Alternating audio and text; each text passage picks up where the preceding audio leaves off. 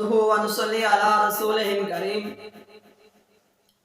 أما بعد فأعوذ بالله من الشيطان الرجيم بسم اللہ الرحمن الرحیم۔ ناظرین، بہت لوگ یہ سوال پوچھتے ہیں کہ ہم اپنے بستر پر نماز ادا کر سکتے ہیں؟ کیا ہم اپنے گھر کے بستر پر نماز پڑھ سکتے ہیں کہ نہیں پڑھ سکتے؟ تو ناظرین، آج اس سوال کا جواب ہم حدیث کی روشنی میں دیں گے۔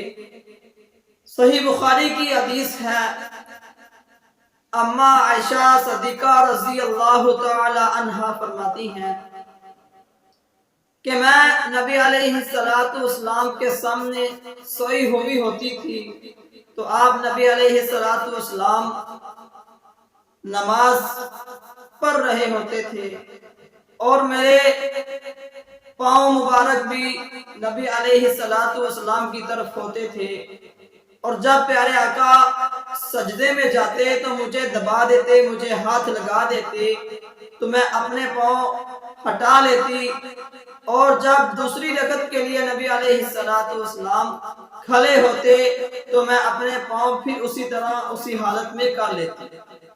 تو ناظرین، اس حدیث سے ہمیں پتہ چلتا ہے کہ اگر کوئی بندہ سامنے سویا ہوا ہو تو نماز ہو جاتی ہے۔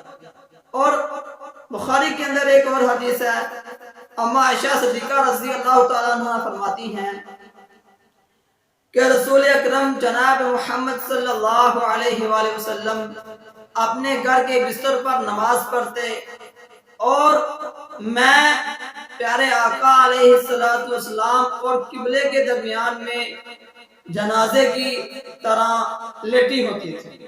ناظرین، اس حدیث سے ہمیں پتہ چلتا ہے کہ ہم اپنے بستر پر نماز کو ادا کر سکتے ہیں۔ اگر وہ پاک ہو بستر، اس کے اوپر ہم نماز پڑھ سکتے ہیں۔ اور ہمیں اس حدیث سے یہ بھی سبق ملتا ہے کہ ہم اگر ہمارے سامنے کوئی لیٹا ہوا ہو، سویا ہوا ہو، تو ہم اس کے سامنے نماز بھی پڑھ سکتے ہیں۔ اور ایک اس حدیث سے ہمیں اس بات کا پتہ چلتا ہے کہ لوگ کہتے ہیں آج کل کہ وضو کرے بندہ اور کسی عورت کو ہاتھ لگا دے تو وضو ٹوٹ جاتا ہے۔